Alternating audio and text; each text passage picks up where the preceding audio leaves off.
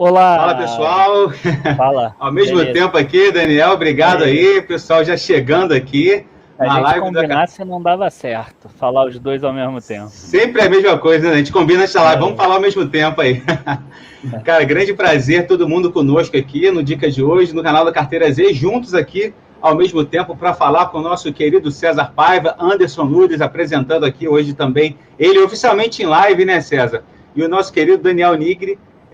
Cara, é um grande prazer ter vocês aqui. A galera está começando a chegar. E a gente queria perguntar, né, Daniel, como a gente sempre fala no começo das lives, de onde o pessoal está falando do Brasil e do mundo aí, qual cidade, qual estado. A gente sempre gosta de saber qual o nosso ouvinte, a galera aí que está acompanhando a Carteira Z e o Dica de hoje, já desde 2016 que nós começamos com as nossas lives.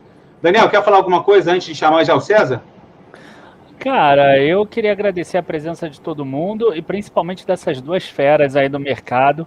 E o pessoal vai conseguir entender por que essa admiração com relação a esses dois aí. Por que que o César Paiva é conhecido como o Buffett brasileiro e o Anderson aí, eu vou deixar o César apresentar ele. Bom, César, vou passar para você aí. Seja bem-vindo de novo aqui. Bom, muito obrigado pela oportunidade. Um prazer estar falando aí com você, Rafael, com você, Daniel aí. Vocês são grandes amigos aí. Um bate-bola bem bacana aí. Eu vou falar do finalzinho do Anderson aí, mas sou fã dele de carteirinha há bastante tempo. Tenho o privilégio de tê-lo como sócio agora e co-gestor da Real Investor.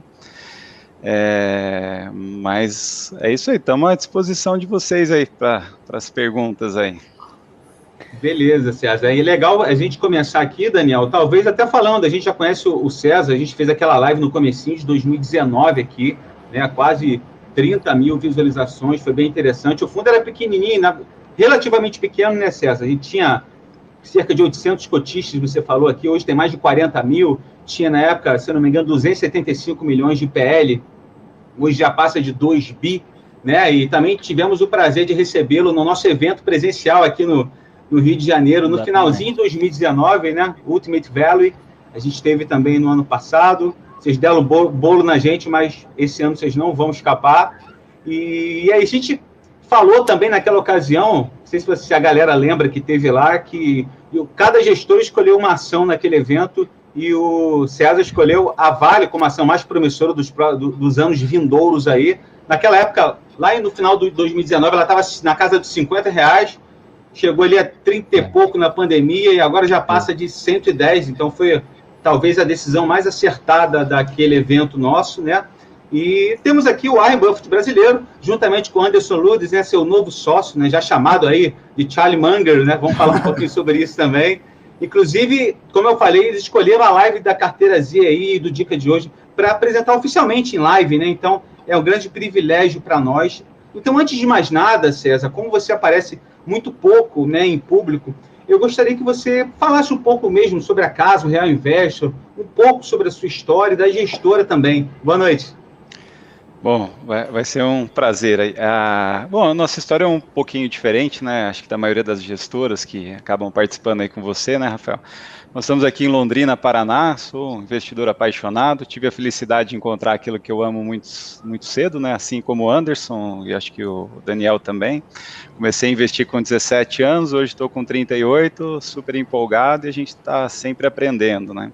Nessa trajetória aí já fui bancário, já fui estagiário de uma corretora, já fui agente autônomo. Em dezembro de 2008 decidi abrir o Clube de Investimento em Ações Real Investor, com 3 cotistas, eu, meu pai e minha mãe, e já fui chamando as pessoas, família, amigo, até a moça trabalha em casa, enfim. E a gente teve um sucesso, assim, um crescimento bastante robusto, tanto na rentabilidade quanto no crescimento do PL, número de cotistas, o que levou em 2010 a gente abriu oficialmente a Real Investor Gestão de Recursos, a primeira gestão aqui do norte do Paraná, hoje é a maior.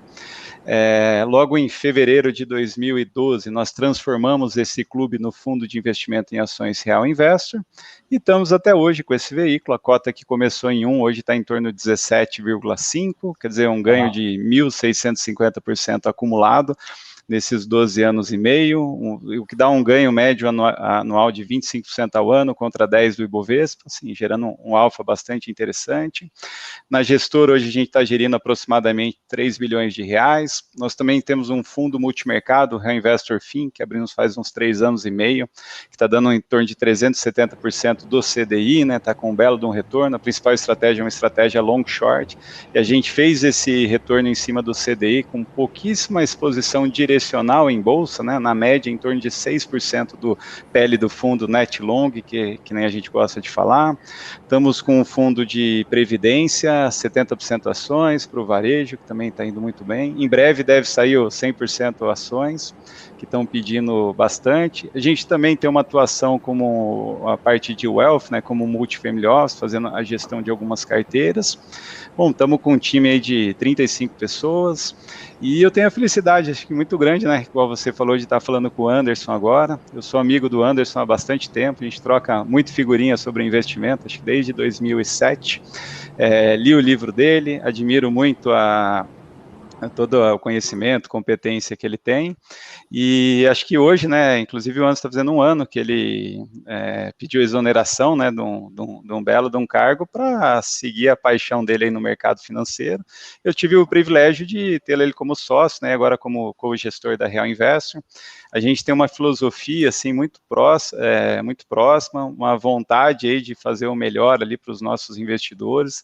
A gente ama o que faz, né, então vamos fazer isso pelo menos para os próximos 50 anos. Quando eu falo 50 anos, o Anderson dá uma fraquejada, estou achando que ele está disposto a só 30, 40, mas a gente vai conversando. Mas é isso, até se o Anderson puder falar um pouquinho aí, para mim é uma felicidade muito grande. Ele tem que sempre me avisar tudo que vai dar errado no fundo, antes de eu comprar, ele já avisa, né, é o combinado que a gente tem. Boa noite, pessoal. Rafael e Daniel, obrigado pela oportunidade, pelo convite. Muito contente aí de falar na casa de vocês, que a gente se sente em casa aí, porque a gente é parecida até, né?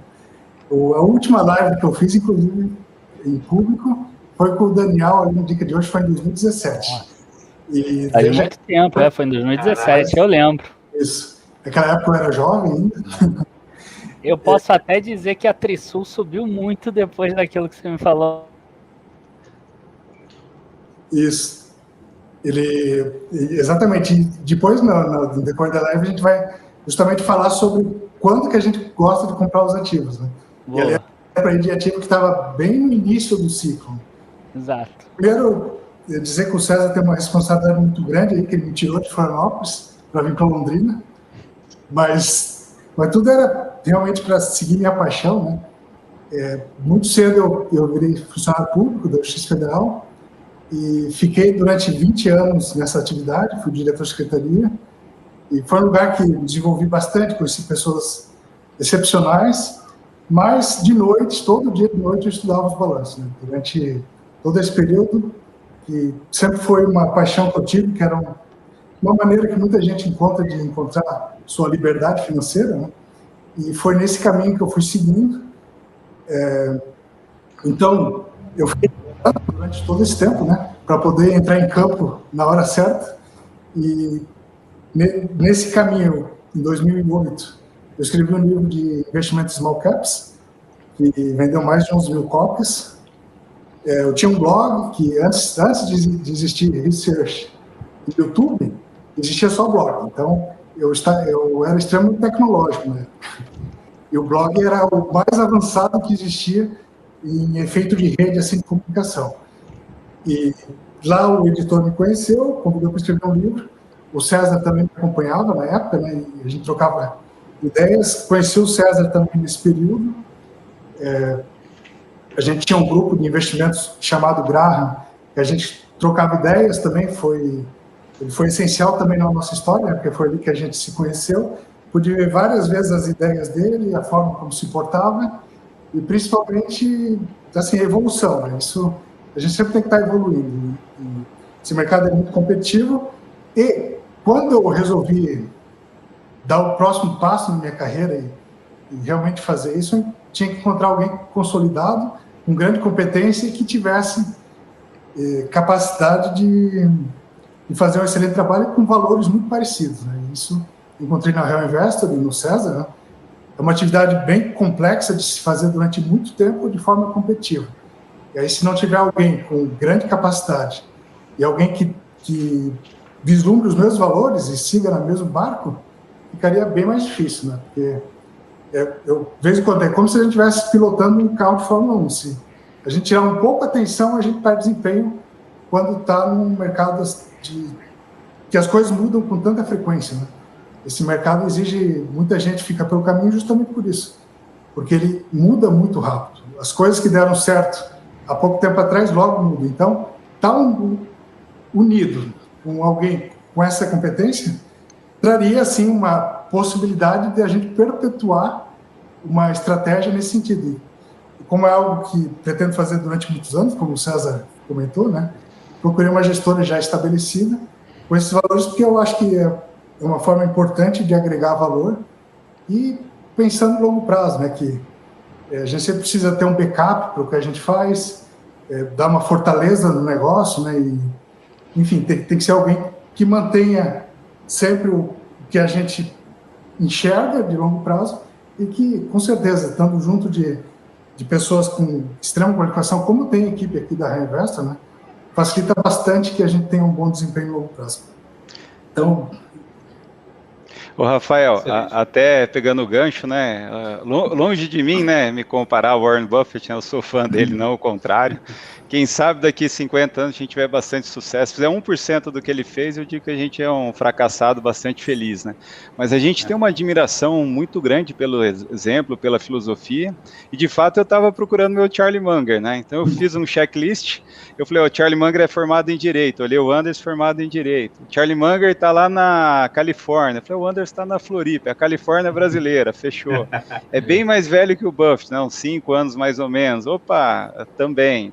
Um cara super racional, né? Então, achei aqui o parceiro aí de longa data aí. E, de fato, tem uma sinergia muito grande. Assim, eu estou muito empolgado com os anos que vão vir para frente aí, explorando essas sinergias de troca de ideia no dia a dia aí. É muito ganha-ganha essa parceria.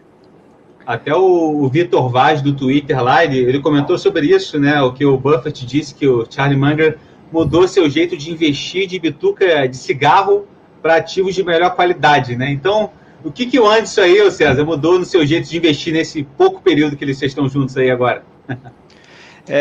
A gente, assim, até tem a vantagem de ver toda a trajetória do Buffett, então a gente acompanhou essa própria evolução dele. Então eu mesmo, às vezes a gente...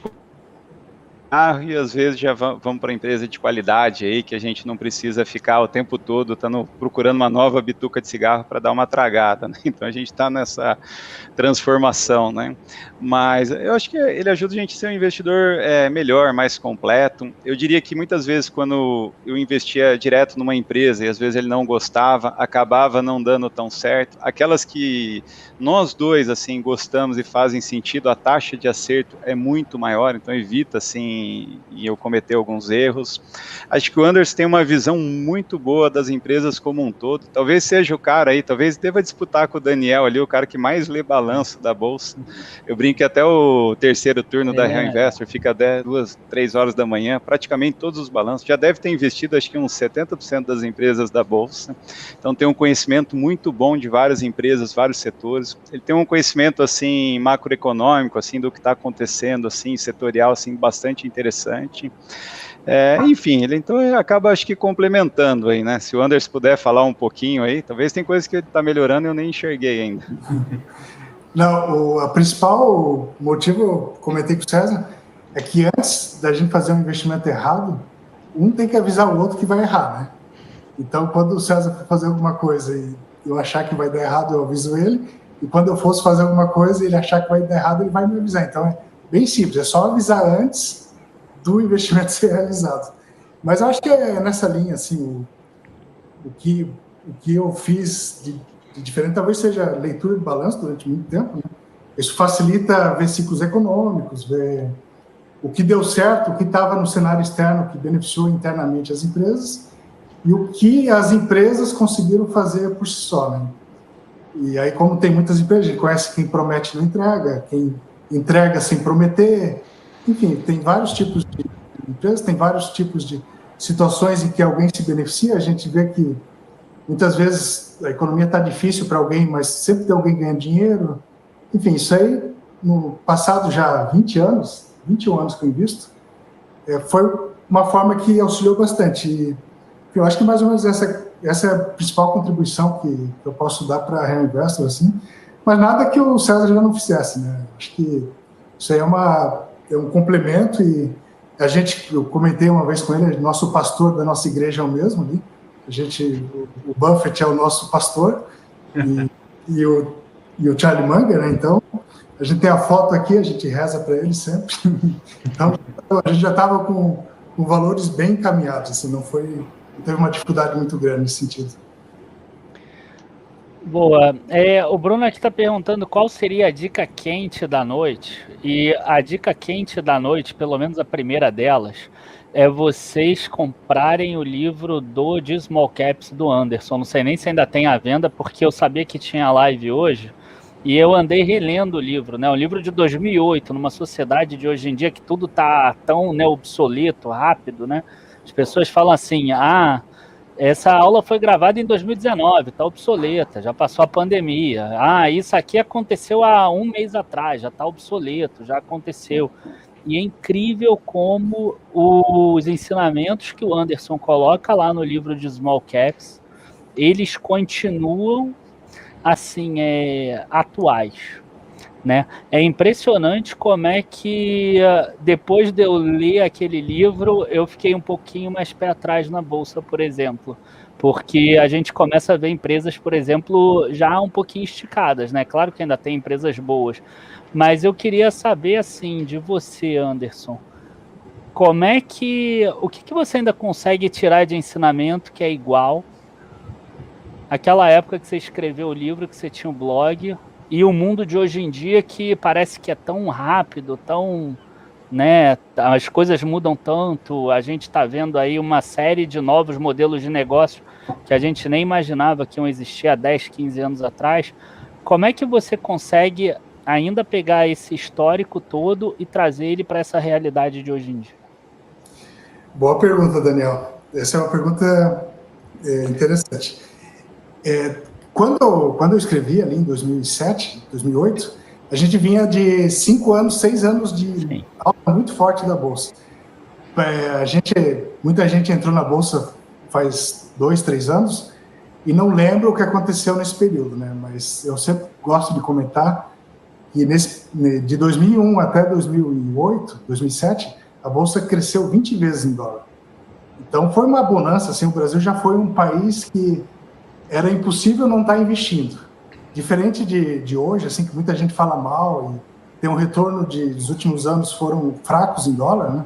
E que, enfim, o Brasil ficou patinando durante muito tempo, o PIB não cresceu. Nem sempre foi assim. Teve um período de muita bonança que a gente deu um pau no SP500 e quem investiu em BDR, assim, perdeu um dinheiro desgraçado. Então, tudo é cíclico, né? Chegou agora, os últimos 10 anos, quem investiu em BDR virou um gênio, e quem investiu em Brasil ganhou menos em tese, né? Na Reinvestor a gente até teve um retorno bem relevante, mas a média da Bolsa foi fraca, né? O EWZ, o índice brasileiro, foi muito ruim. O que eu vejo de diferença? Assim, os valores, como eles foram compilados de ideias de grandes gestores que deram certo ao longo do tempo, não são, muitas ideias são compiladas disso, e são ideias que eu pude colocar em prática no mercado quando eu tive ali de 2000 até 2007, que era a minha experiência na época, né? É uma experiência bem menor do que hoje. Mas que eu vejo assim, os valores, às vezes eu leio e leio, poxa, isso aqui continua igual mesmo. Tipo, recompra de ações e oferta pública, tá lá. Expresso, olha como esse ano aconteceu isso. Empresas que estão baratas, atrativas, estão realizando recompra. Empresas que estão muito caras estão fazendo follow-on, estão fazendo novas ofertas públicas. E, no curto prazo, o mercado não está dando bola para isso, né? Hoje, não houve um retorno maior do que o normal, pelo fator recompra, pelo fator dividendo, pelo fator surpresa de lucro, que, historicamente, dá bom resultado. Mas isso é curto prazo, né? Com certeza, no médio e longo prazo, os valores preponderantes vão sobressair e quem tiver essa visão fundamentalista e considerar preço e valor, com certeza vai sair ganhando. Acho que a principal mudança, de fato, foi nas fronteiras tecnológicas, né? Muitos negócios passaram a ser ameaçados de forma bem mais rápida do que antigamente. Então, aquele negócio que tem uma barreira de entrada, seja por regulação, seja porque são atividades essenciais, seja porque são atividades insubstituíveis, a gente não vai ter o alimento em nuvem, né? A gente não vai fazer um download do alimento. A gente não vai, ainda não existe nada que substitua o setor elétrico, a energia elétrica. Não há nada que substitua o saneamento. Tem várias coisas que são perenes, mas para muitas outras coisas, realmente, a mudança está muito mais forte. Aí, a principal mudança é verificar qual é o grau de manutenção daquela boa qualidade do negócio, dada a facilidade concorrencial que tem hoje, né? Então, as empresas que conseguem ter uma barreira de entrada nisso têm uma vantagem, muito embora não necessariamente estão precificadas dessa forma. Às vezes, as empresas que estão sofrendo a disrupção no seu negócio, ou tem uma concorrência muito grande tentando fazer a disrupção junto, estão com prêmio de preço muito forte. Está todo mundo investindo junto na mesma coisa, e acaba fazendo com que o retorno desse negócio não seja tão grande como um projeto, né?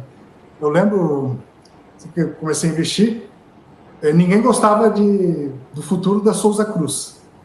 Deu um retorno excepcional ao longo do tempo. Por quê? Porque ninguém mais investiu nisso.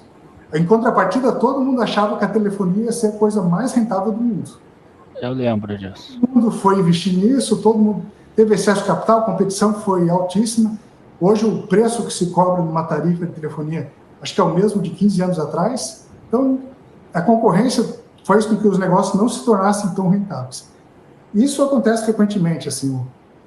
Às vezes o mercado acha que alguma coisa vai muito bem, precifica muito antecipadamente, mas esquece de concorrência, de capital sendo alocado nessa atividade, e que negócios que hoje são feios, às vezes começam a ter uma rentabilidade grande, justamente porque não tem novos concorrentes.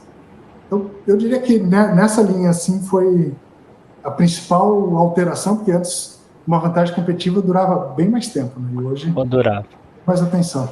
Daniel, pegando um gancho, né, eu acho que o conceito, né, do Benjamin Graham, lá da essência, né, que está no livro do Anderson, lá do preço e do valor, acho que não tem como ficar desatualizado. Eu acho que as pessoas entendem, né, erroneamente, que às vezes o valor, assim, quer dizer, você comprar empresas baratas, né, e crescimento faz parte do valor, né, então a gente tenta comprar um bom negócio que, pelas nossas projeções, talvez hoje vale um pouco mais a capacidade de você projetar os próximos anos, né, do que olhar para o retrovisor ou para valores contábeis, né, maquinário, esse tipo de coisa. As empresas que valem mais, assim, boa parte do valor estão nos intangíveis, mas aquela questão da relação preço-valor, comprar uma empresa com margem de segurança, olhar para o mercado como um sujeito meio que maníaco-depressivo, bipolar. A gente viu agora há pouco ali em abril, ali em março do ano passado, o senhor mercado panicando e vendendo assim uma série de empresas muito boas que acabaram perdendo um trimestre de lucro e tiveram as ações caindo 50%, né? Então, acho que esses conceitos continuam super válidos. A gente tem que lembrar, né, que o Graham, quando escreveu o livro, né, escreveu lá em 1930, 1950, né? Ele é um cara muito à frente da época, teria atualizado esse livro, certamente. E o Buffett tem 91 anos, né? Não é que ele não investe tanto em tecnologia, né? Talvez não é o setor que está dentro do círculo de competência dele. Lembrando que ele é um cara que não usa computador, acho que até hoje, né? Mas não deixou de ter a maior posição em Apple e agora recentemente até comprando uma posição controversa aí no banking, né? Essa era uma das perguntas que a gente ia fazer para vocês do Nubank, mas eu vou deixar o Zatar fazer porque ele... Fala aí, Zatar. Essa parte, melhor já que logo a história. Já que o César levantou a bola, o pessoal até perguntou no nosso privado, o cara pergunta para ele sobre a aquisição do Nubank, a questão do Berkshire, né, 500 milhões de dólares, o valuation dela já foi agregado para 30 bilhões de dólares. Então, o que a gente queria perguntar sobre isso, vocês têm, em 2019, quando a gente fez a live aqui, a gente sempre utiliza esse referencial, vocês falaram que já tinham posição em Berkshire, que vocês acham dessa aquisição aí, Nubank valendo, por exemplo, aí, com esse valuation mais do que Banco do Brasil, mais do que XP, chegando perto aí do BTG? Qual a síntese que vocês fazem sobre essa aquisição agora? Excelente pergunta, né? Bom, a gente viu a notícia hoje, né? E a gente não tem muitos dados para poder julgar, né? Os dados do Nubank, assim, que são públicos, são poucos, né? A gente sabe que eles têm crescido muito, têm feito um belo de um trabalho, assim, tem uma base de cliente bastante satisfeita, fiel, igual o próprio controlador fala, né? Mais que um cartão de crédito, né, eles estão entrando, assim, em todo o ecossistema aí do setor financeiro. Mas assim, o Buffett tem 2 outros gestores com ele, né, o Ted e o Todd, que tocam portfólios à parte. Eu acho que deve vir de algum desses 2 investidores, não do Buffett propriamente dito. É um investimento de $500 milhões, para a Berkshire não é nada, né? Exato, a empresa que tem um valor de mercado de $600 bilhões, então é menos de 0,1% do valor de mercado da empresa. Pode ser que seja por conta de um valor estratégico, eles até comentaram na reportagem ali no pipeline do valor, que eles gostaram muito da entrada que o Nubank está fazendo na parte de seguros e todo o crescimento. Pode ser que a Berkshire venha a ter um produto assim na área de seguro junto com o Nubank, né? Então a Berkshire tem capital para dar escala nesse negócio, né? Então pode ser que ele está pagando um pedágio ali para estar dentro. E também pode ser que eles estão se reinventando aos poucos ou colocando um pezinho nessa nova indústria, até para conhecer um pouquinho melhor o que está acontecendo, né? Qual vai ser o futuro, né? Mas tem muita gente que tem essa postura, né? De colocar ali um pozinho em alguns setores assim um pouco diferentes. E se der muito certo, pode ser um acerto aí que faça sentido. Eu digo que para ele é um investimento de marketing muito pequeno, né? Investir 0,1 num setor novo, disruptivo, né? Para falarem que ele não é um dinossauro, que ele está se mexendo, né? Igual o Jorge Paulo Lema declarou uns anos atrás, né? Enfim, vamos ver, mas é pouco relevante. Exatamente. Eu postei isso hoje no Instagram, mas eu peguei o valor de caixa que a Berkshire tem. Tinha lá 140 bilhões no último trimestre, somando caixa e mais aqueles títulos de curto prazo do Tesouro, e 500 milhões era 0,36%, até fiz a conta, e realmente é muito baixo. E esses valores menores normalmente não vêm do Buffett, né? Vêm exatamente do Ted ou do Todd.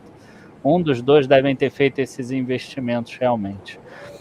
Não duvido que o Buffett vai puxar a orelha deles. Assim, Verdade. Ainda tem isso. Já que você falou do PL também, César, eu acho que a gente não pode passar desapercebido. É claro que o tema da nossa live aqui é Bolsa, 130 mil pontos, se ainda há oportunidade. Mas eu acho que eu queria levantar a bola para você para outro tema relevante, que é mais sobre as dificuldades e facilidades que vocês encontravam no início da caminhada e não encontram agora. Eu acho que isso é importante para o investidor ter uma percepção, porque é notório e sabido, né? Vários gestores renomados falam sobre PL de fundo, que, cara, gerir 80 milhões é mais difícil do que gerir 800 milhões é mais difícil do que gerir 80, 8 bilhões é mais difícil do que gerir 800 milhões. E aí, eu quero fazer uma provocação aqui. Você disse algumas vezes, né, que não quer ser o maior fundo, mas quer ser o melhor, ou pelo menos ser um dos melhores ali no primeiro quartil, entre aquele 1% ali no longo prazo, no período de 10, 20, 30 anos ou mais. E naquela live que a gente fez de 2019, 2 anos e meio atrás praticamente, como eu falei, vocês tinham 275 milhões, e eu perguntei exatamente essa questão, né, sobre a capacidade do fundo. Você disse que ele poderia fechar entre 500 milhões e 1 bilhão. Na verdade, quando vocês observassem que o tamanho ele estaria atrapalhando o desempenho. E hoje o PL já passa de 2 bilhões, né? Já tem um tempinho. E eu queria saber, acho que é importante para a galera saber como é que está a sua cabeça agora com relação a isso. Está atrapalhando? Fala para a gente. Bom, Rafael, vamos lá, tem os prós e contras, né? Quando você é investidor pessoa física, logicamente você é muito mais ágil, né? Para comprar, você compra às vezes de maneira muito rápida, né? Desde que você não seja o Barça, o Luiz Alves, né? Mas enfim, você compra muito rápido, vende muito rápido uma posição, você não tem que dar satisfação para os cotistas, né? Você pode, se tiver um perfil adequado, ser um investidor mais longo prazo, não ficar tendo que prestar contas assim no mês a mês ou trimestre a trimestre, né? Então acho que tem uma certa facilidade. Logicamente, como gestor, o PL vai crescendo, não existe segredo, é mais difícil, né? É mais fácil rentabilizar 10 milhões de reais do que 50, 500, 1 bilhão, 2 bilhões. Não existe aquele número mágico, né? Ah, essa é minha capacidade, mas vai ficando mais difícil. É como se você fosse colocando um quilo a mais, conforme o gestor vai captando, ele vai ficando um pouco mais devagar aí para fazer as mudanças, né? Para nós, como a gente sempre foi um investidor mais de longo prazo, nosso prazo médio numa posição em torno de 2 a 3 anos, para nós não é tão importante essa capacidade de mudar rápido de opinião, né? Não é o jeito que a gente opera. Então, isso não tem sido algo que tem nos atrapalhado muito. Logicamente, a gente tem que subir um pouquinho a régua, então a gente tem que olhar para empresas que negociem pelo menos uns 2, 3 milhões por dia ou mais, para que a gente consiga, de maneira disciplinada, montar uma posição sem influenciar o preço e que quando a gente mudar de ideia, a gente consiga vender, né? Então, você restringe um pouco o número de empresas que você pode investir. Hoje, a gente está olhando para umas 200 empresas, mais ou menos, no Brasil. Agora, por outro lado, você tem muito mais ajuda, né? Nesse tamanho, a gente tem uma baita de uma equipe, eu tenho outros sócios, outros analistas, a gente consegue ir muito a fundo em cada empresa que a gente tem um acesso à informação diferenciada, a gente opera com os principais bancos de investimento, a gente tem calls regulares, acesso a vários relatórios, as empresas nos atendem melhor, querendo ou não, né, quando você liga como gestor e tem uma posição de 50 milhões na empresa, às vezes é um investidor que tem 1% da empresa, 5%, a atenção que ele dá é melhor, você consegue muitas vezes acesso ao CEO, ao CFO, falar com alguém do conselho, em alguns casos a gente consegue eleger alguém no conselho junto com outros fundos, né, então você consegue ter uma informação, eu acho que de mais qualidade, né, o que acaba gerando, assim, decisões melhores, assim, mais sábias, né. E, por outro lado, né, como gestor, você tem que prestar conta, né, a responsabilidade é maior, você fica com mais cabelo branco, tem uma carga de burocracia não desprezível, né, que você tem ali se adequar com os reguladores, CVM, Anbima, enfim, toda a gestão do negócio como um todo, né, mas a gente gosta do desafio, até se o Anders puder compartilhar, né, ele que faz pouco tempo estava do outro lado e mudou, né, quais foram os prós e contras que ele encontrou aí? Ele ainda não tá com cabelo branco, não, César. Eu vou contar um segredo, viu? Pode contar o segredo aí, senão eu entrego. Eu usei uma técnica de colocar um gel assim, ele fica preto daí. Vou pegar essa técnica também pra mim. Tem que usar, aí ele... Eu fui até em casa passar antes da live aqui, senão já ia... Vai ser a dica quente de hoje, vai ser esse gel pra mim. Essa vai ser, essa. A melhor dica da noite. E quando eu vou no cabeleireiro, eu peço para ele cortar só os fios em branco também. Mas, assim, sobre essa questão de qual é a diferença, tem uma vantagem. Quando a gente, por exemplo, vai descobrir se a empresa é boa ou não, a gente tem um quebra-cabeça com 30 peças. E lendo o balanço, assim, a gente chega a 10 peças, e vendo o cenário, né, econômico.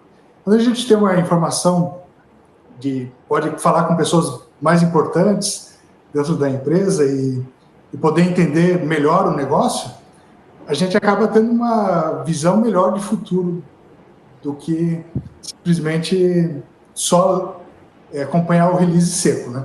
As teleconferências ajudam bastante e a gente tem um histórico do que eles falaram, do que vem acontecendo, para ver qual a confiabilidade disso. A gente escuta teleconferência e vê, eles falaram na última vez que ia acontecer isso, passa um ano, nada aconteceu, ou tudo aconteceu. Isso vai gerando uma maior nível de assertividade do que eles falam.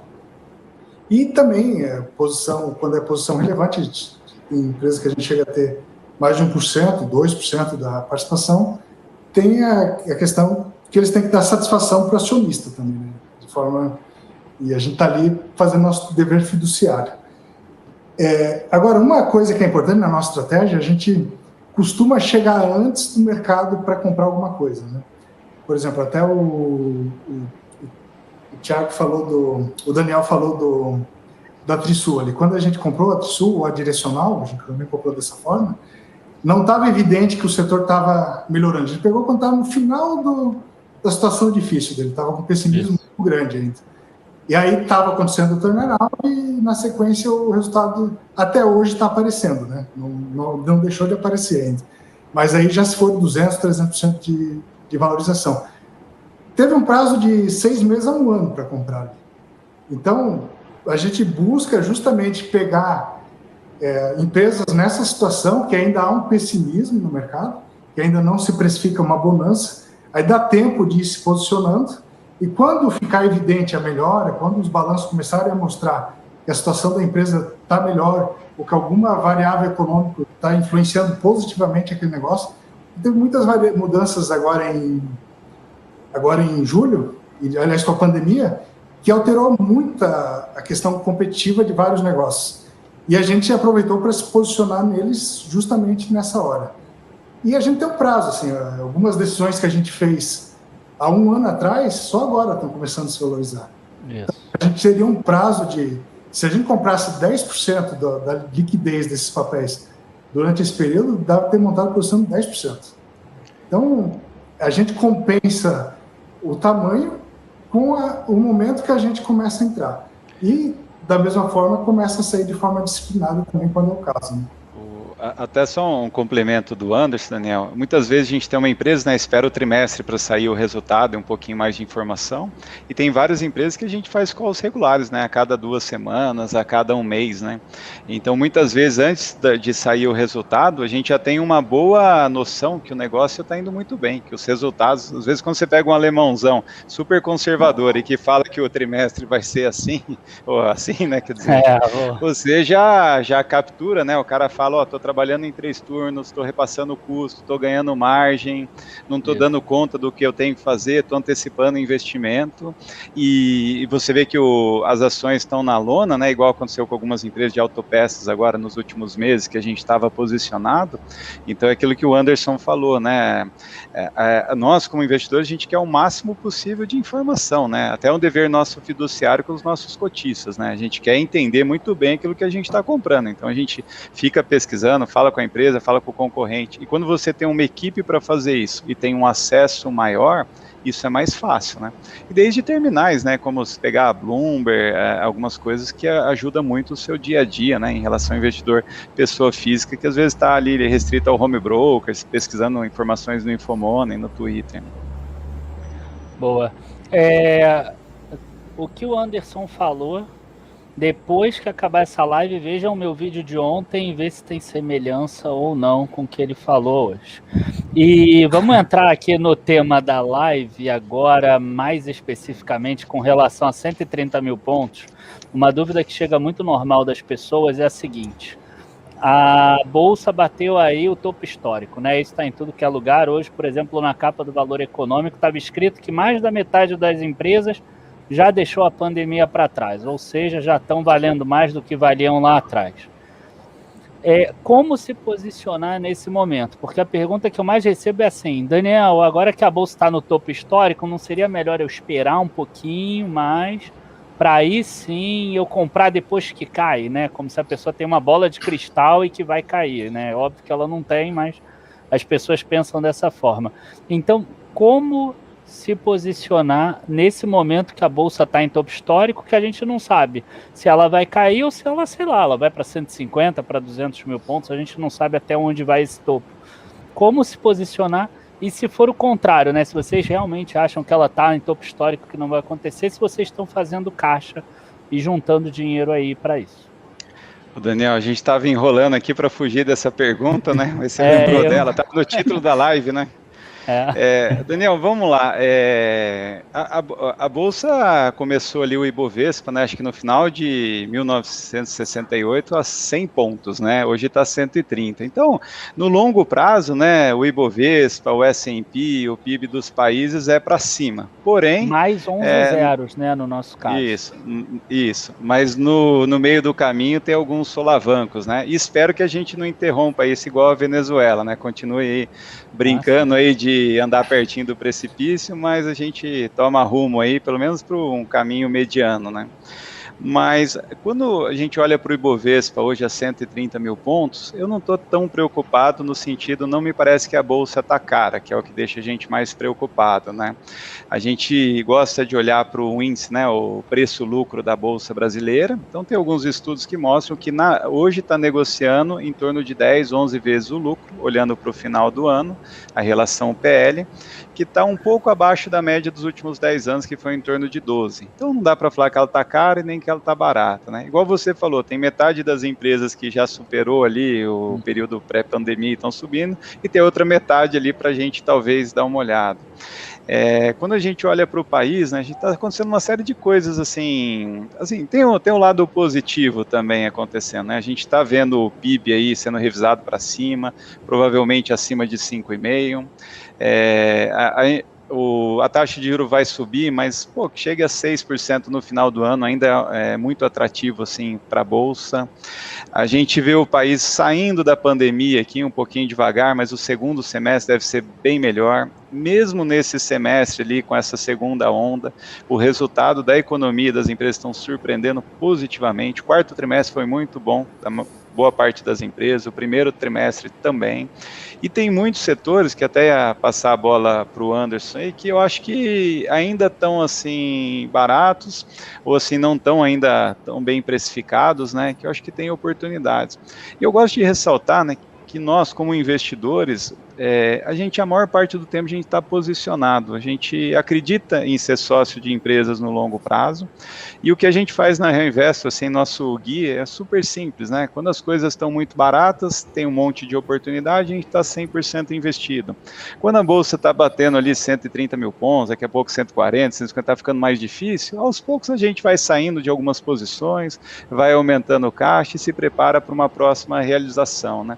Mas eu acho que ainda tem bastante coisa interessante que nos chamam bastante atenção, então eu acho que tem oportunidade, dá para ir um pouquinho mais, mas vale muito olhar para o stock picking, né? Acho que é caso a caso, né? Tem muita empresa cara que não faz sentido nenhum valuation e tem algumas coisas interessantes, assim.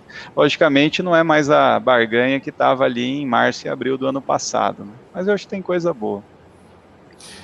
Eu acho, complementando aí a questão, ô Daniel, me manda essa bola de cristal do teu colega ali que... Não é um só, não. A gente É recebe umas muito. 15 perguntas dessa todos os dias nessa alta. Não é um, colega, são muitos. Mas é bem nessa linha do que o César comentou, assim, eu acho que tem duas bolsas bem distintas, assim, aquela que já se recuperou, que algumas empresas realmente tiveram resultado muito bom, commodities especial, e alguns preços como a Vale está no topo, mas merece, né? Então, puxaram bem o índice e merece estar no topo. Em contrapartida, alguns ativos ainda estão 30%, 40% abaixo do que estavam antes da pandemia. Os negócios não foram tão afetados assim, no sentido de longo prazo, né? Ou foi afetado um trimestre, ou foi afetado durante o período da pandemia, mas assim que houver a reabertura total da economia, que vai avançando conforme a vacinação, a tendência é que esses setores diminuam esse desconto em relação ao que estavam no histórico. Para esse setor, que a gente pode dizer que é utilities, bancos, ou financeiro, né? Ou propriedades, são setores que estão bem abaixo do que estavam antes da pandemia, quedas de em torno de 30% em relação ao que era, chegou a ser 50%, teve uma pequena recuperação, mas bem distante do que já foram. É como se a bolsa tivesse ainda 80 mil pontos, não houve essa reprecificação. Eles sofreram por uma desconfiança grande de momento, assim, do que o pessoal está enxergando, mas que a gente entende que uma vez aberta a economia, lá fora já aconteceu isso, shoppings voltaram a lotar, já houve uma recuperação forte nesse sentido. E lá no meio da crise, eu acho que é importante salientar isso, que foi parte da nossa estratégia, a gente tinha o que chamaria de recuperação em K, né? Algumas empresas iam desempenhar bem, iam se beneficiar da situação do país, das mudanças que ocorreram, e algumas empresas realmente iam ficar um pouco afetadas, ia ser a parte de baixo do K, e aí a gente tinha duas escolhas, ou compra aquilo que parecia óbvio que ia dar certo, e os preços já eram muito caros, então não é uma estratégia que a gente gosta aqui, A segunda opção era negócios que iam dar certo, mas o mercado achava que ia dar errado, era o que a gente gostava bastante. Então, o preço caiu, mas o negócio ia ser beneficiado. A gente viu isso na indústria. O primeiro trimestre mostrou os balanços do quarto trimestre e do primeiro trimestre mostraram muito forte a recuperação da indústria por questões competitivas, câmbio favorecendo muito, substituição de importação, tudo isso junto, e a questão de consolidação do mercado também. E segundo, empresas que não iam ser afetadas, mas as cotações caíram, não iam ser tão afetadas, né? Um exemplo disso são utilities. Utilities, o resultado foi em linha com o que se esperava no passado, foi muito menor do que parecia, em contrapartida caíram 30%, tipo a Neoenergia, né? Resultado muito forte, crescimento, empresa o que prometeu, às vezes até acima do que prometeu, ativo reajustado pela inflação, passivo, boa parte no CDI, que está inflação menos 5% ano passado, foi o CDI, foi bem abaixo da inflação, e você tem um ativo rendendo inflação mais 12% ao preço atual, como se fosse uma NTNB, ao preço de uma Neoenergia, por exemplo, né? E esse gap de valuation está muito alto, né? E esse é um tipo de empresa que o preço caiu, mas o negócio teve um impacto pequeno.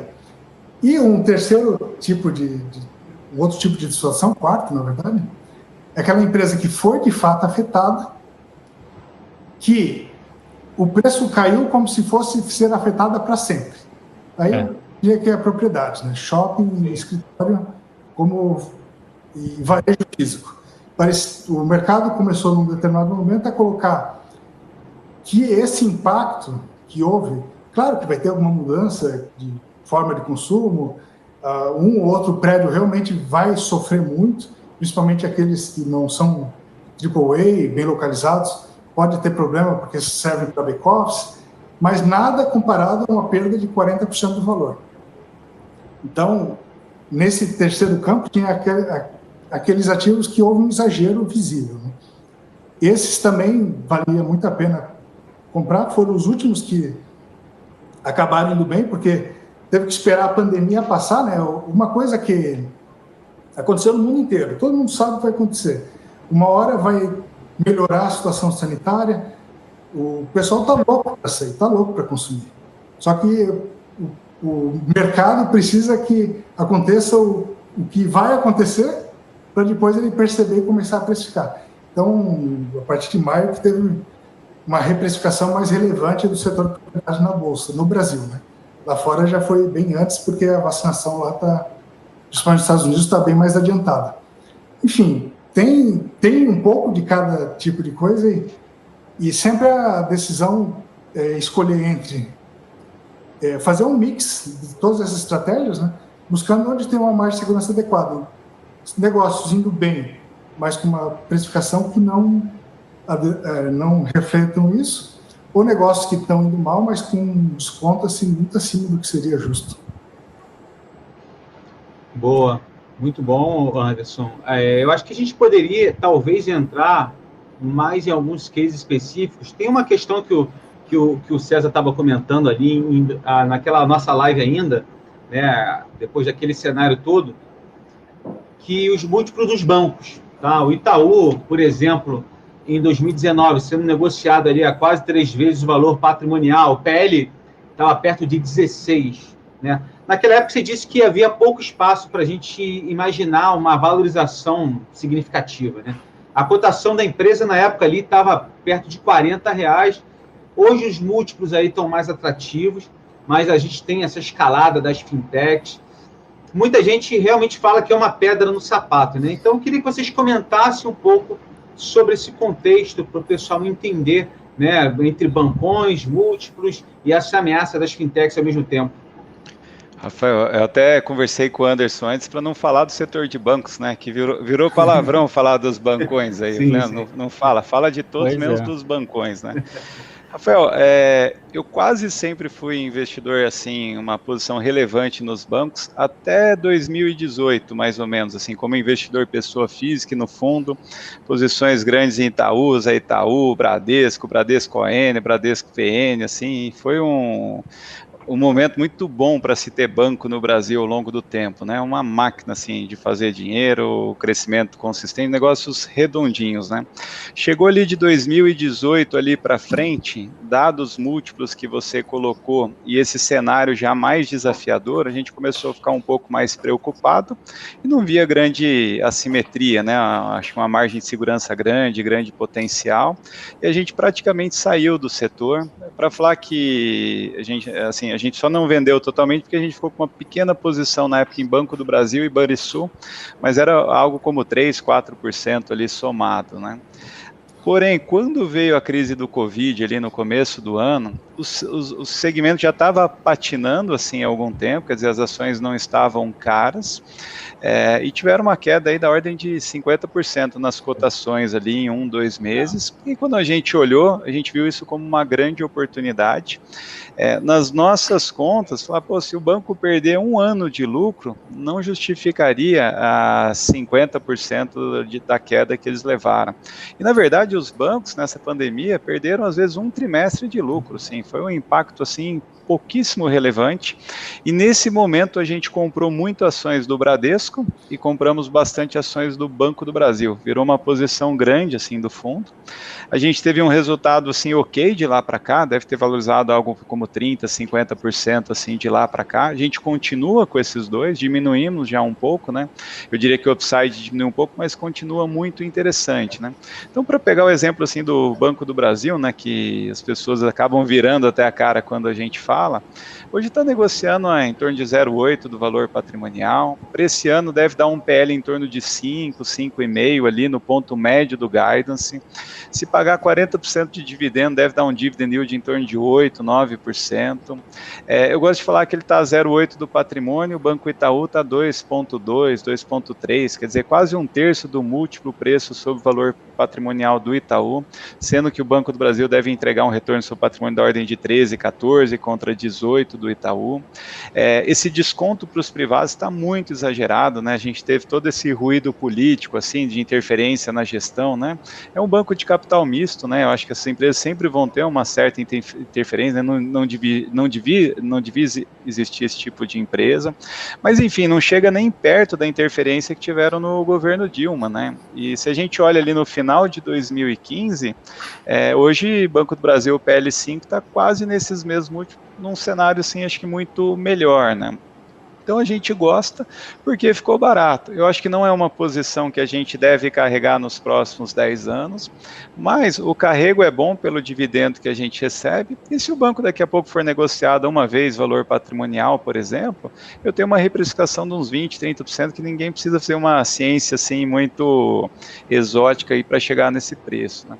E quando a pessoa escolhe um banco digital, por exemplo, disruptivo, eu queria fazer só um exercício com vocês, né? A gente brinca aqui internamente que é escolher entre se eu prefiro um passarinho na mão ou 2 voando. Imagine que o Nubank, eu não sei, o lucro acho que não dá lucro hoje, dá prejuízo, né? Mas imagine que ele esteja sendo negociado a 100 vezes o lucro. Se o lucro dobrar, ele está sendo negociado a 50. Se dobrar de novo, ele está sendo negociado a 25. Se dobrar de novo, está negociando a 12,5 vezes o lucro.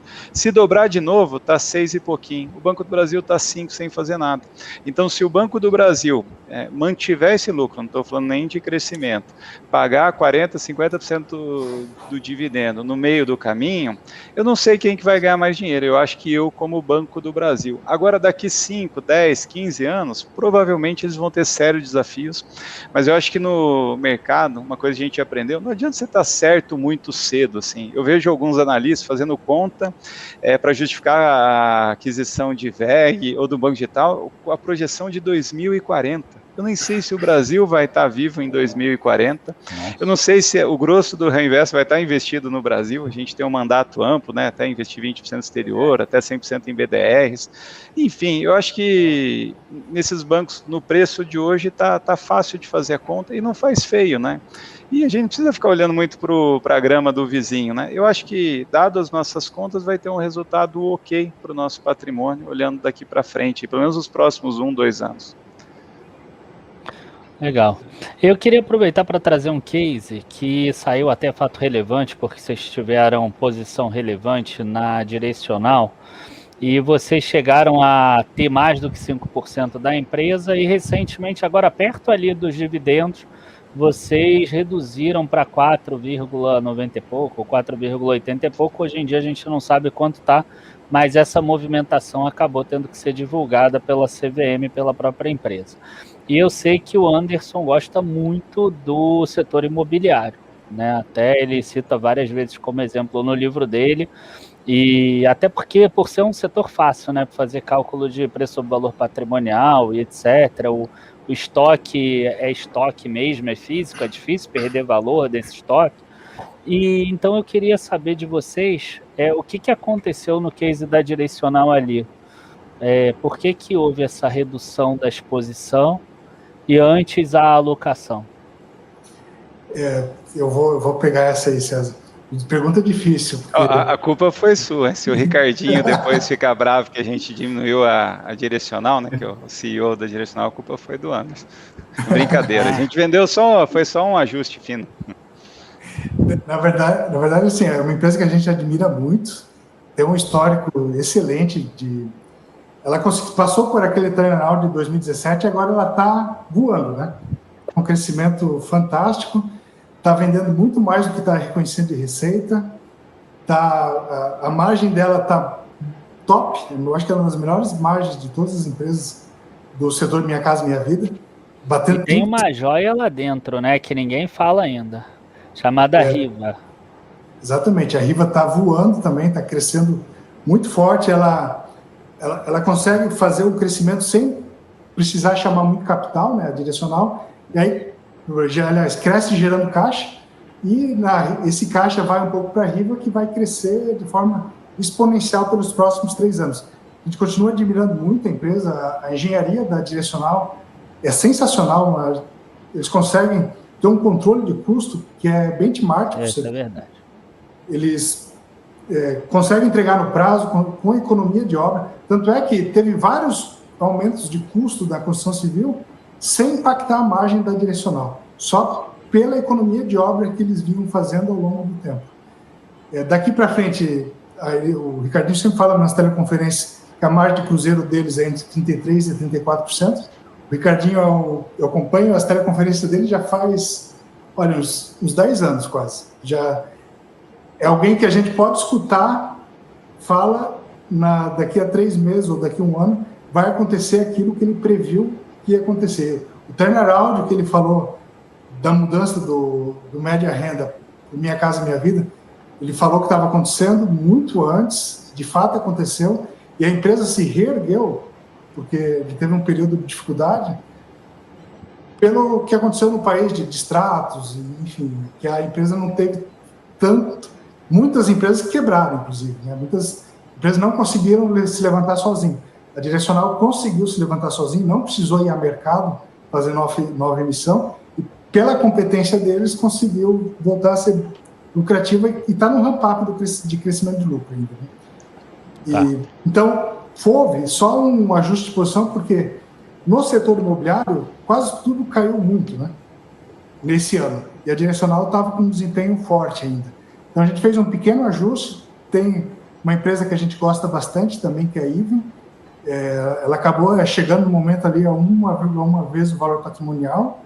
Então, dentro que ele está no média renda, ela também tem feito um turnaround, também tem uma gestão muito qualificada. Houve uma mudança de gestão dela em 2016. Então, a gente viu uma oportunidade de equilibrar a posição. A gente ainda tem uma posição importante em direcional, porque a gente acredita muito na empresa, mas foi um equilíbrio de carteira mesmo, não foi porque a direcional perdeu os fundamentos, e muito menos que esteja caro. Né? Acho que o crescimento que ela vai ter vai justificar os múltiplos, o setor segue muito aquecido, seguem vendendo muito bem, o juro segue estimulando muito a empresa e os custos seguem controlados, apesar do que está acontecendo nos materiais. Para pegar um gancho aí com a resposta do Anderson, até para explicar um pouquinho a gestão nossa no fundo Real Investor, né? Até a pergunta de 130 mil pontos do Daniel.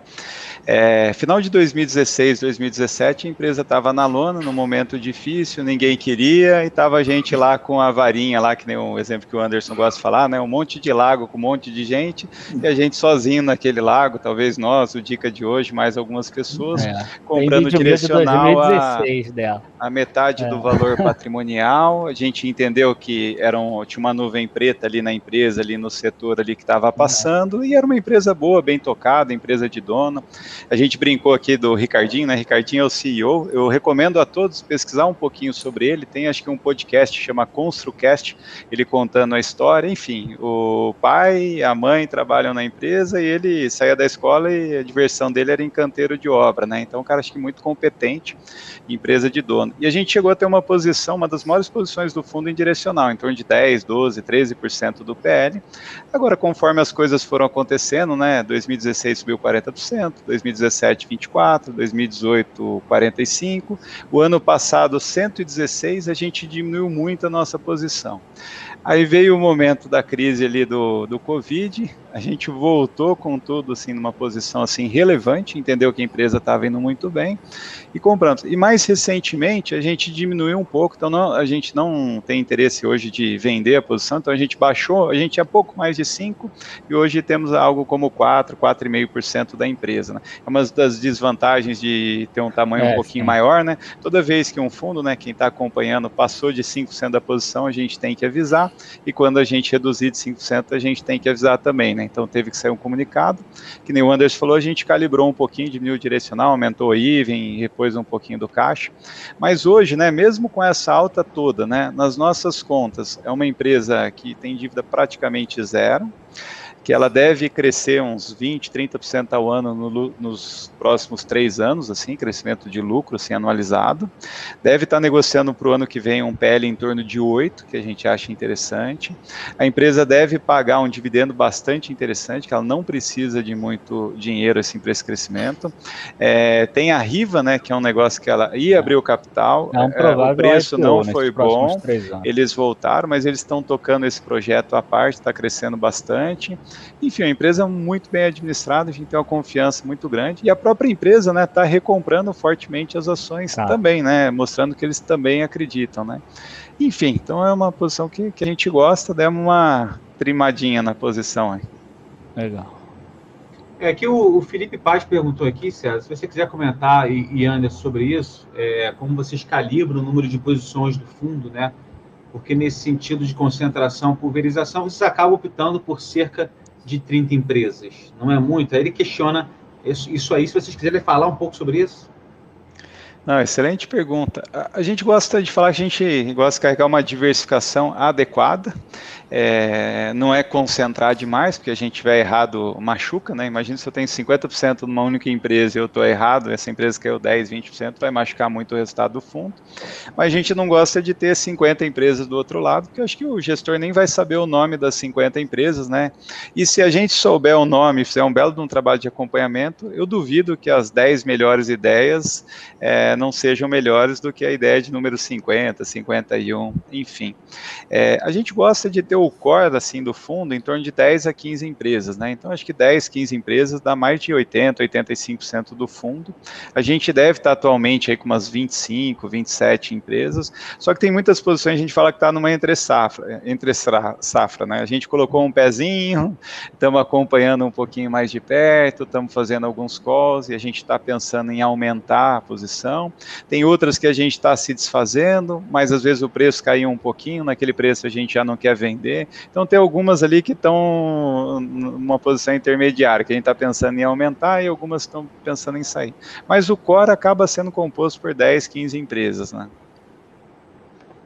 Excelente. Queria fazer até uma dobradinha, Daniel, para perguntar aqui para o César sobre outra questão que a gente... Essa resposta dele é muito parecida com a que ele deu em 2019. Esse exemplo do case de dar número 30, ser não ser mais tão melhor que o da 10 primeiro. Você não consegue acompanhar, é verdade. É muito parecido. E aí uma questão que eu falei com o César, que o Anderson até pode agregar bem, é o seguinte: O pior ano de vocês, eu acho que foi 2014, né, do Real Investor. 2015 também foi ruim, período difícil para todo mundo, né? E na live que a gente fez, a gente se refere muito a essa live, que a gente tem alguns parâmetros aqui para comparativos, né? Você disse que algo que você faria se pudesse voltar no tempo desse período difícil, né? Olhando no retrovisor, é óbvio, mas seria estar mais atento aí à questão macroeconômica, à questão política, enfim, ter mais caixa, focado em mais empresas exportadoras, empresas mais resilientes, utilities, né? Que tem a receita atrelada à inflação, ou comprar dólar futuro, né? Então a gente tem aqui, estamos no mês de 2021, muita gente falando já sobre as eleições do ano que vem, 2022. É claro que são cenários bem diferentes, mas essa proatividade que vocês deveriam ter lá em 2014, 2015, claro que olhando para trás é muito mais fácil adivinhar, mas vocês pensam, sei lá, em ativar mais perto das eleições algo no fundo, no relativo que eu falei, né? Ou o fundo talvez ele possa ser mais reativo do que proativo nessa questão. Vocês já pensaram sobre isso? O tempo todo, né, Rafael? Esse é o nosso trabalho aí como gestores, né? Dentro do possível, sempre de maneira proativa, né? Logicamente, foi um aprendizado para mim, assim, o ano de 2014, 2015, a gente teve um resultado ruim, e eu acho que para mim veio dando muito certo o feijãozinho com arroz bem feito até 2014, né? Então, basicamente, comprava uma carteirinha com boas empresas, descontadas e funcionava. Veio a crise de 2008, eu não tinha o clube ainda, mas funcionou muito bem, a gente sofreu menos, né? Abriu o clube, se beneficiou. Só que 2013, 14 e 15, a gente se viu como o verdadeiro sapo na panela, né? Aquela analogia, assim, que o cenário vai piorando aos poucos, os preços vão caindo, a água vai esquentando aos poucos, na hora que vê o sapo está morrendo ali dentro da panela, né? E a gente estava muito focado na qualidade, nas empresas que a gente tinha, mas não estava olhando com a devida atenção toda a deterioração do cenário macro, o cenário político, essa saída do fluxo de investimento na bolsa. Teve muitas empresas que a gente perdeu dinheiro, assim, que caíram, não por culpa da empresa, mas o floating da empresa estava na mão de um monte de investidores ou fundos que tiveram saques grandes e tiveram que vender os papéis. Pessoas físicas não queriam saber das ações, e o único player que estava entrando na época era um investidor estrangeiro que comprava as empresas mais líquidas que faziam parte do Ibovespa, né? Até como curiosidade, né, 2014 acho que a bolsa caiu 3%, a gente caiu 18%, e o índice Small Caps caiu acho que algo como 21%, né? Teve uma distorção muito grande. Enfim, hoje a gente acompanha muito próximo essa questão macro, questão política, o fluxo de capital que entra para a bolsa. Cada empresa que a gente está acompanhando a captação das gestoras que têm as ações que estão no fundo com a gente, né? Se eles começam a ter muitos resgates, eles vão precisar vender, a gente pode tentar se antecipar. A equipe cresceu, né? Tem o Anderson aqui comigo, a gente tem um economista aqui, o Rafael, um sócio, faz um belo trabalho, então a gente tem mais ferramentas. E a minha cabeça também, né, acho que é do Anderson, a gente é um fundo que tem um mandato livre e a gente pode se comportar como um fundo long bias, por exemplo, para facilitar a ilustração, né? Então, se a gente achar que a gente tem que ter mais caixa, a gente vai ter, dado o cenário. Se a gente achar que tem que vender Ibovespa futuro para diminuir nossa exposição direcional em bolsa, a gente pode fazer. Se a gente achar que tem que ter um pouco de dólar futuro comprado ali para redear um pouco, a gente vai fazer. Se o cenário for mais propício para ter mais empresas exportadoras que ganham dinheiro com o Brasil, assim, dando um pouco errado, a gente vai fazer. A gente tem um mandato hoje bem amplo, né? A gente pode investir até 20% no exterior diretamente, e a gente também colocou a palavrinha BDR nível 1, assim, no nome do fundo. Hoje a gente pode investir até 100% do fundo em BDRs, né? Ações como Berkshire, Google, enfim. Então, ferramentas e mandato a gente tem. Logicamente, a gente tem que conseguir visualizar esse cenário um pouquinho antes, assim, para de maneira proativa poder tomar essas decisões um pouco antes. Eu acho que está ainda um pouco cedo, mas a gente já sabe que vai ser uma eleição de novo complicada, né? Assim, tem dois extremos, tem o centrão no meio, que pode ser para o bem ou para o mal também vai ajudar, talvez não tomar um caminho assim muito radical, né? Mas enfim, a gente vai acompanhar com calma esse cenário aí e vamos tentar tomar uma decisão ali que seja benéfica para o fundo, né? A gente não procura assim ganhar assim necessariamente dinheiro com essas crises, não é o nosso perfil, mas pelo menos às vezes tentar defender ou não perder, né? Para se aproveitar depois num segundo momento das oportunidades, né? Não sei se o Anderson quiser complementar aí, Anderson. Eu acho que uma parte importante da estratégia para isso é quando chegam, por exemplo, o preço determina quanto a gente tem de caixa. Em fevereiro de 2020 a gente tinha bastante caixa antes da pandemia, chegou a ter 20%. O preço desabou, a gente alocou tudo caixa na sequência. E na eleição, é um cenário, às vezes, dependendo de quem são os candidatos, o cenário é dúbio, né? Pode ir para um lado ou para o outro, e quem vai ser beneficiado, infelizmente, o Brasil é um país em que as decisões políticas têm um peso muito forte ainda nas empresas. Muito negócio vai bem porque o governo acaba incentivando, e alguns negócios vão mal porque o governo tirou algum incentivo. Então, isso tem um peso muito grande, a gente precisa estar atento a isso. E aí tem a questão, por exemplo, se o Brasil for muito mal, a gente tem como válvula de escape investir em exportadoras, tem empresas que se beneficiam do Brasil indo mal, como a Vale do Rio Doce, a própria Suzano, enfim. E tem empresas, ou JBS, ou os BDRs, que a gente também tem um mandato para fazer isso, que daí compensará as empresas que estão indo mal no mercado interno por algum estresse momentâneo. Então, nesse cenário, a gente não tem posicionamento direcional, geralmente, a gente não chega a fazer um kit all-in Brasil. Venda de dólar, venda de juros, compra de bolsa. Jamais. Assim, a gente não se alavanca para que um erro que a gente tenha nos custe o fundo, né? Nos custe o patrimônio dos cotistas de forma permanente. E daí você está alavancado, obrigado a vender ativos para pagar essa alavancagem, né? Para poder ser estopado. Então, isso é perda permanente. Dificilmente a gente vai ter isso, porque a gente não costuma operar alavancado, ainda mais no cenário de incerteza, né?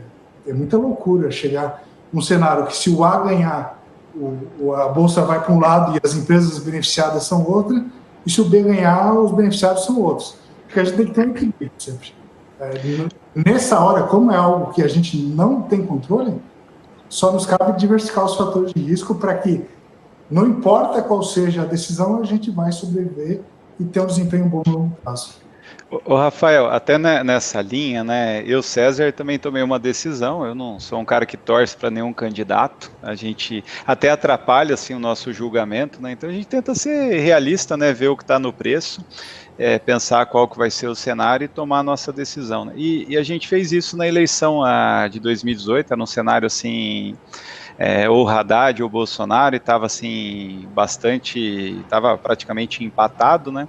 E eu tinha uma colinha, assim, carteira cenário Haddad, carteira cenário Bolsonaro, eu já tinha tudo pronto, plano A, plano B, para cada um dos cenários, como a gente ia posicionar o fundo, e um pouquinho antes, como estava muito dividido, a gente decidiu, igual o Anderson colocou, tirar um pouco de risco do fundo, então a gente fez um caixa um pouquinho maior, a gente vendeu um pouquinho de Bovespa futuro, então a gente foi para a eleição com uma relação net e long em torno de 70%, então tinha mais ou menos 30% de caixa, e a gente fez uma estruturinha ainda com dólar lá, que acho que chamam call spread, né? Então, assim, se o dólar subisse muito, a gente tinha um segurinho que a gente ia ganhar dinheiro com a alta do dólar, provavelmente no cenário ali do Haddad, né?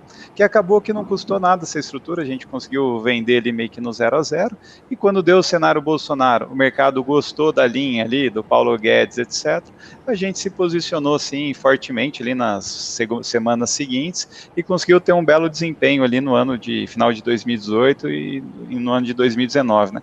Inclusive, o ano de 2018, antes da eleição, a gente estava um pouco patinando, assim, em relação ao Ibovespa, um pouco porque a gente decidiu de maneira preventiva, assim, ter menos risco, ficar com o fundo um pouquinho mais neutro, preferimos ganhar menos, esperar o cenário, porque a gente ia ter um pouco mais de tranquilidade para investir, né?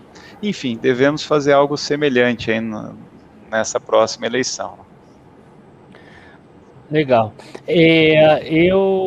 Assim, o pessoal todo conhece muito bem o fundo de vocês, o Real Investor, mas eu vejo que as pessoas estão começando a investir mais também em fundos de previdência. Como é que tá os fundos de previdência do Real Investor?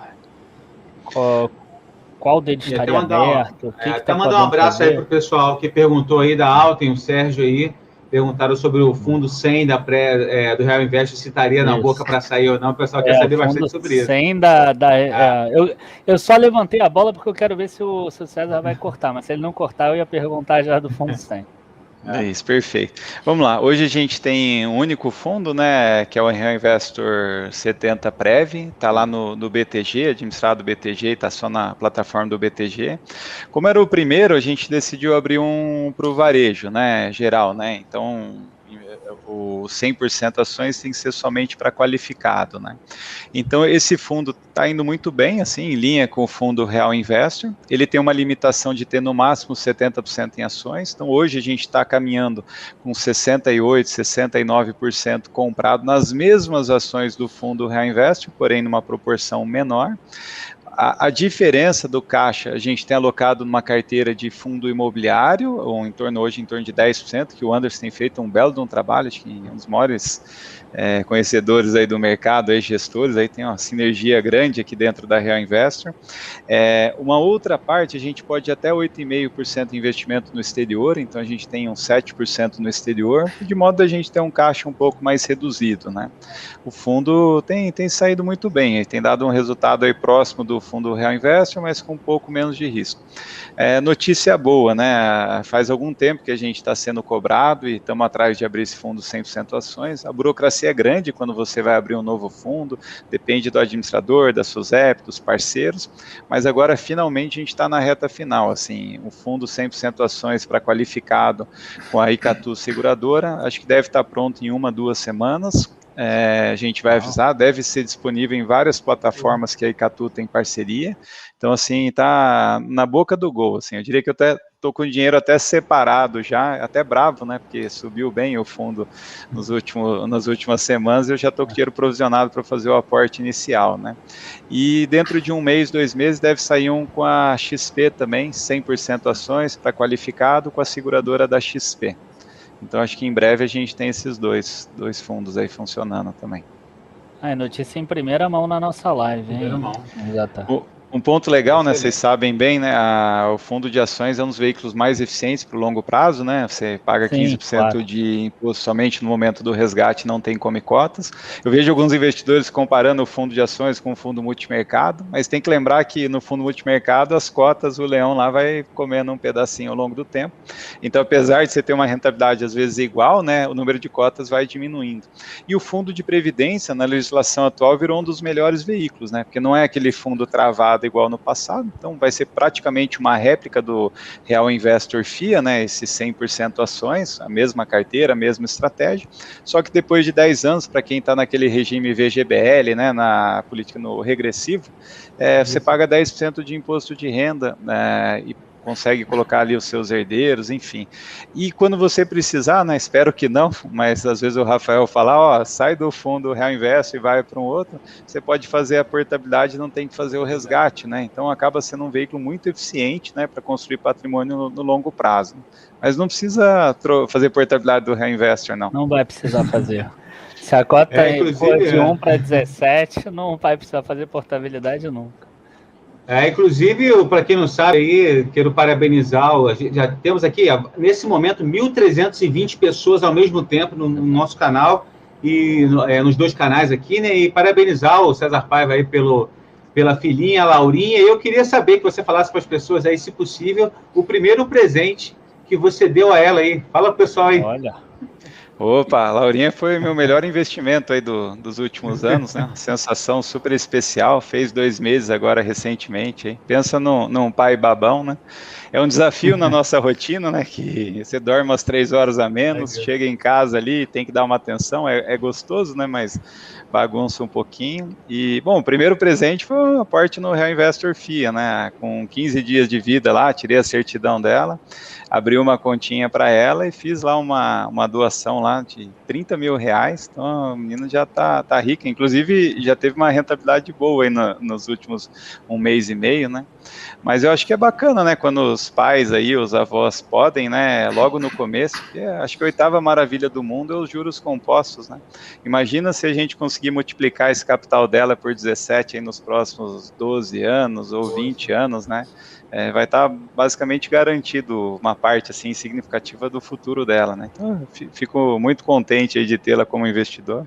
Com 15 dias já era nossa cotista aqui. Responsabilidade aumentou ainda mais, viu? Pegou um momento bom, excelente. A gente está chegando aqui quase no final da live e, Daniel, se você tiver mais alguma pergunta, eu queria fazer um bate-bola bem rápido, com umas perguntas e respostas rápidas. Se você... Pode você mandar quer que eu faça? Não, pode mandar pode ser o Anderson ou o César, fique à vontade. Algumas questões pontuais que o pessoal até perguntou no Twitter, até no Instagram lá, para quem não sabe, o Instagram é carteira_Z, a gente divulga as lives com gestores, bota muito conteúdo lá, tanto no Twitter também.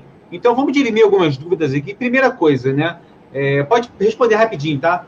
Se está nos planos de vocês fazerem um fundo específico de small caps, já que o Anderson está na gestão. Na cogestão, né? Eu até vou responder essa daí. A gente faz uma estratégia de buscar o melhor risco-retorno, não importa qual a classificação do ativo, do investimento. Né? Se é small caps, blue chip, middle cap, onde a gente encontrar o risco-retorno mais atraente, que tem uma liquidez adequada para a gente fazer um posicionamento, a gente vai comprar. E tem momentos que o mais barato são os small caps. No momento atual, as blue chips têm várias oportunidades também, pelo efeito de rede hoje. As small caps perderam aquele desconto histórico que tinham, hoje elas não são mais ativos totalmente desprezados, né? Viraram um pouco famosos já, né? 2008 eram absolutamente desprezados, hoje, com o advento da rede social, se faz bem mais propaganda de alguns ativos, eles às vezes até acabam tendo um prêmio de negociação em relação às blue chips. Então, a classificação em si não garante um retorno adicional, né? O que garante o retorno adicional é escolher o melhor risco-retorno dado os preços naquele momento. Né? Às vezes vão ser small caps, às vezes vão ser blue chips, às vezes vão ser fundos imobiliários, vão ser BDRs, enfim, onde tiver a oportunidade a gente vai estar alocando capital. Esse nosso mandato é livre para isso. Né? O nome de guerra do Anderson é Small Caps, né? Ele está mudando para Blue Chips agora. Anderson Blue Chips. Olha. Brincadeira, né? A gente tem um fundo livre, né? Então a gente investe em small caps, mid caps, blue chips. A gente não gosta muito da ideia de ter um fundo focado em small cap, que vai dividir a nossa atenção e daí a gente começa a ter um conflito interno aqui. Pô, se a oportunidade é boa, investir em direcional, por exemplo, então eu vou comprar isso para os small caps que tem o mandato e não vou comprar para o Real Invest, vou comprar primeiro para um, para outro. Enfim, a gente prefere ter um fundo só, acho que até inspirado no que o pessoal da Dynamo fez lá, um Dynamo Cool, IP Participações, ou o próprio Buffett na Berkshire, quem sabe, né, comprar empresa de capital fechado, entrar em startup, entrar em empresas já consolidadas, né, então a gente tem o dinheiro num lugar só, junto com o nosso cotistas e vamos fazer o nosso melhor. Se as oportunidades estiverem em small caps, nós vamos investir sem problema nenhum, provavelmente não nas micro caps, né, porque daí não tem liquidez para nós, dado o tamanho do fundo, e também não vamos ter disciplina para ter uma posição adequada ao tamanho do fundo também, né, não queremos ter 30% do float de uma small caps, que a gente não vai conseguir sair sem derrubar muito as cotações da empresa. A especialidade de vocês não é BDRs, apesar de vocês terem incluído no nome recentemente, mas se você quiser falar rapidamente de BDRs em si, como é que vocês estão hoje, né? E se vocês pretendem ampliar, se tem alguma empresa específica que está no radar? Vamos lá, a questão da especialidade, né? Logicamente a gente está no Brasil, mora aqui, investe nas empresas brasileiras há bastante tempo, né? Então, logicamente, o Brasil a gente está dentro do nosso círculo de competência, né? Mas a gente, como investidor, quer ampliar nosso círculo de competência e ampliar nossas barreiras, né? Eu, César, junto com a minha família, a gente investe desde 2011 lá no exterior, através de uma empresa offshore, e sempre foi uma vontade de ter um mandato mais amplo, né, para caso tenha oportunidades melhores lá fora, a gente poder persegui-las, né? Em 2011, por exemplo, eu comprei ações da Berkshire a 1,1 vezes valor patrimonial, Apple a PL de 7. Apple eu vendi recentemente quando bateu 2 trilhões de dólares, né? Deu 25 vezes em reais, né? E eu não pude fazer isso na época no clube porque eu não tinha mandato, no fundo o meu administrador na época não estava pronto para investir no exterior, e quando a gente foi para a Mela em 2017, a gente deixou lá aberta a possibilidade de investir 10% no exterior, porém as oportunidades melhores na nossa visão estavam no Brasil, naquele momento ali, que as coisas estavam dando certo. A gente mudou logo depois para investir até 20% no exterior, que a legislação nos permitia, e mais recentemente colocamos a palavrinha BDR nível 1, aumentou muito a oferta de BDRs, hoje tem mais de 600 empresas, acho que só americanas, com BDRs aqui na Bolsa Brasileira, e todas as empresas obedecem mais ou menos as mesmas regras, a mesma contabilidade, então o mundo está cada vez mais globalizado, né? Então eu acho que se a gente consegue avaliar bem empresas aqui, a gente consegue avaliar também lá. E a gente imagina que em algum momento, né, pode ter uma crise maior lá fora, quem sabe o real se apreciar para uns 4,50, e a gente começa a comparar as alternativas e a gente vê que talvez a possibilidade de investir no exterior faça mais sentido, né? Então a gente já tem um grupo de empresas que a gente monitora. Uma coisa muito bacana lá, se a gente faz alguns filtros rigorosos aqui, eu quero empresa que tem um histórico de crescimento de lucro de 10 anos, com dividendos crescentes, com ROIC acima de 20%, baixo endividamento, recomprando as ações, enfim, você filtra demais aqui no Brasil, você negociado a múltiplos interessantes, às vezes você chega em 5 empresas, em 0.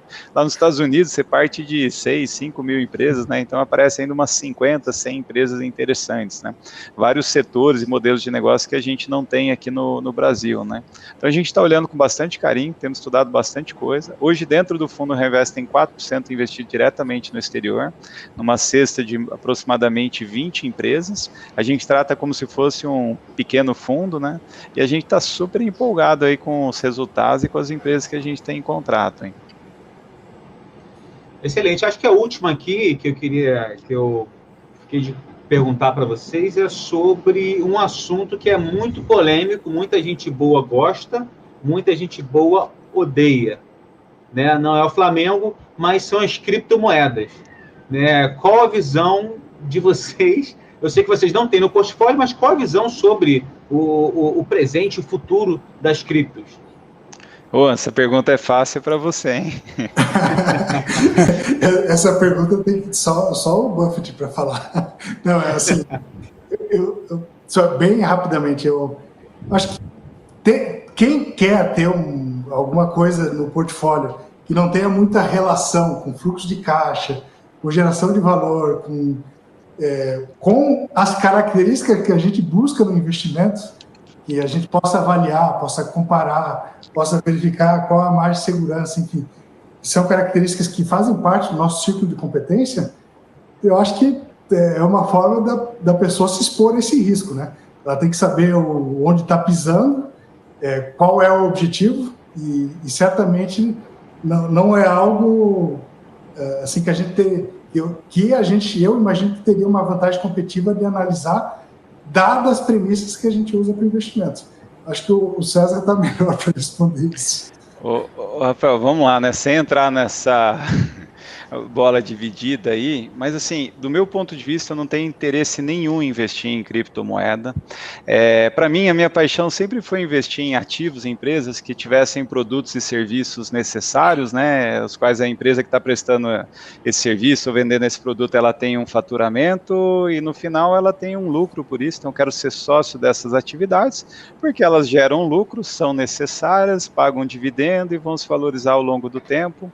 Gostaria de comprar uma fazenda porque lá produz alimento, imóvel porque eu posso morar nele, eu posso alugar, mas eu não tenho interesse nenhum de vender meu carro, uma parte da empresa, alguma participação de empresa que a gente tem na bolsa, para comprar alguns bitcoins, colocar num pendrive, colocar dentro do cofre e ficar esperando ali 10 anos para ver se eu vou virar o cara mais rico do mundo, né? Eu acho que não faz sentido nenhum, né? O Damodaran, né, a gente gosta de falar de avaliação de empresa, né? Tem um livro lá, acho que Avaliação de Ativos, se eu não me engano, que ele conta que tem 2 tipos de... Você pode investir em empresas de 2 formas, né? Uma, porque você quer ser sócio daquela empresa, porque ela vai te gerar um fluxo de caixa, um dividendo, uma valorização ao longo do tempo. Então, você compra porque você quer ser sócio dessa empresa, você quer ter o benefício de ser sócio dessa empresa ao longo do tempo.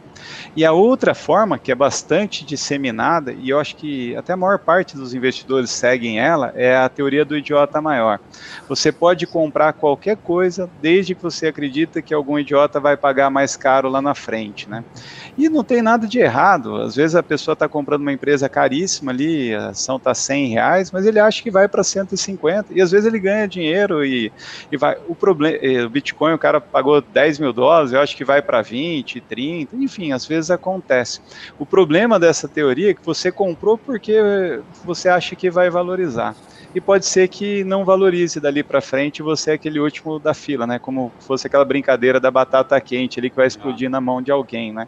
E dada a volatilidade do Bitcoin, né? Eu acho que a única pessoa que está conseguindo analisar assim o que vai acontecer é o Elon Musk, né? Porque ele que está dominando o mercado dependendo do Twitter que ele vai colocar, né? Então a gente prefere não entrar nessa bola dividida, né? E a gente tem dificuldades de entender a segurança desse negócio, a tecnologia, enfim, não tenho nenhum tipo de dinheiro ilegal ou moro num país assim que eu tenho minha liberdade privada, que eu preciso dessa ferramenta, enfim. Eu acho que o investidor que estiver investindo ali tem que pensar bem e fazer isso com uma pequena parcela, aí, se for o caso, né? Mas eu não diria que é investimento, né? Na nossa concepção aí do Value Investing do Benjamin Graham, né? Isso é uma especulação, né? Excelente. Bom ponto de vista aí. Daniel, quer falar mais alguma? Acho que bateu. 1h30, vamos encerrar. Eu não vou falar que tem jogo da seleção, porque a seleção está aqui embaixo, né? Que são eles 2. Claro. Excelente. Muito melhor. Mas eu acho que é hora da gente encerrar, sim. Vamos. É impressionante aí, mas, cara, seguramos mais de quase 1.300 pessoas durante a live toda, quando bateu. 1h30 já. E o César tá olhando o relógio o tempo inteiro, que ele tá olhando pra direita. A Laurinha, tá com saudade da Laurinha, né? Pode ser, é verdade. Tem que dar banho nela agora. É tarefa como pai. Então a gente quer agradecer imensamente aí a participação, a presença, a elucidação dos cases, falaram de vários cases aí promissores, sobre nível da Bolsa, então foi bem claro, as pessoas que querem conhecer o Real Investor, está em todas as gestoras, o mínimo, se eu não estou enganado, aí de R$5 mil, inicial aí, adicional de R$1.000, o pessoal pode perguntar para a gente na Carteira Z também, no nosso contato @carteiraz.com, qualquer dúvida, que a gente pode também falar com a gestão. Então, mais uma vez agradecer aí o Anderson, o César e o Daniel por essa espetacular live. Aí o César pode falar um pouquinho e agradecer, se quiser dar as considerações finais. Não, só queria agradecer, é muito bom estar falando com você, Rafael, com você, Daniel. Não vejo a hora de voltar aí para o Rio aí, para a gente sair junto. Eu para conhecer Londrina bacana. Também. Vocês estão convidados a hora que quiser aqui visitar o escritório novo aqui. E estou muito feliz de fazer essa primeira live junto com o Anderson aí, com vocês, no canal de vocês. Tem uma sinergia muito grande, né, do pensamento aí do Dica de hoje, com como a gente age, né. Você, Rafael, gosta do nosso fundo, né? Imagino que ainda gosta, né? E estamos super felizes aí, é um prazer aí, estamos à disposição aí. Vamos ver se eu não enrolo 2 anos para fazer uma live de novo, né? Pois é. Anderson, obrigado. Quiser fazer essas considerações finais? Queria agradecer também ao Rafael e o Daniel aí, muito boas perguntas ali, deu para a gente desenvolver bastante o assunto, trocar ideia. Eu agradecer ao César aí pela oportunidade de falar com ele aqui pela primeira vez ao vivo na internet, e facilitou bastante os ataques de vez em quando defender os bancos ali no Twitter. Então eu sabia que a gente não ia levar uma pancada aqui. O cunhado dele está comprando Itaúsa agora, eu fiquei sabendo. Falou que a R$50 ele é comprador de Banco do Brasil e acima de 13 Itaúsa. Já está no gatilho, já vai vender os terrenos em Cabo Frio para comprar. Então é isso. É imperdível, né? Obrigadão, foi bem bacana mesmo. Obrigado. Bom. É isso, pessoal. Obrigado, até a próxima. Obrigado, Daniel, César, Anderson. Obrigado. Valeu, até a próxima. Abração. Até mais, gente. Tchau, tchau. Valeu. Tchau.